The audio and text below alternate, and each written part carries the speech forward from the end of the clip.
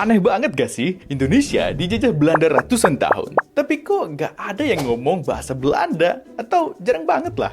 Padahal negara bekas jajahan lain pada lancar bahasa penjajahnya. Kayak India atau Malaysia yang jago bahasa Inggris. Kenapa Indonesia enggak ya?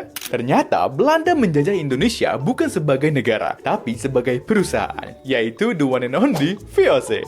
Kerjaannya ya nyari untung dari rempah-rempah.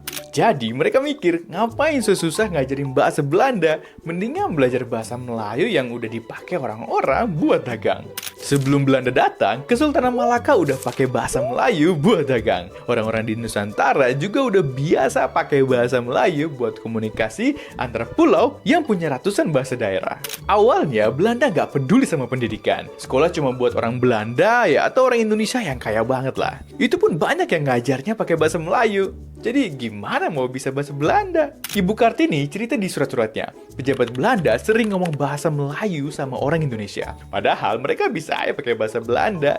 Kayak ya nggak niat ngajarin gitu. Belanda malah bikin pengelompokan penduduk, yaitu Belanda, Timur Asing yang terdiri dari Arab, Cina, India, dan inlanders atau pribumi. Semua pribumi dianggap sama, dan mereka ngomong bahasa Melayu sama semuanya. Ini malah bikin orang-orang Indonesia merasa punya identitas yang sama, yaitu bahasa Melayu. Nah, pada 1928, para pemuda dari berbagai daerah sepakat. Satu tanah air, satu bangsa, dan satu bahasa. Bahasanya bahasa Indonesia, yang sebenarnya bahasa Melayu yang distandarisasi Belanda. Zaman Jepang, bahasa Indonesia makin populer. Soekarno dan Hatta juga pakai bahasa Indonesia buat perjuangan kemerdekaan. Pas Indonesia merdeka, bahasa Indonesia jadi bahasa nasional. Jadi itulah kenapa Indonesia nggak ngomong bahasa Belanda, karena Belanda nggak niat ngajarin. Malah bahasa Melayu yang jadi bahasa persatuan.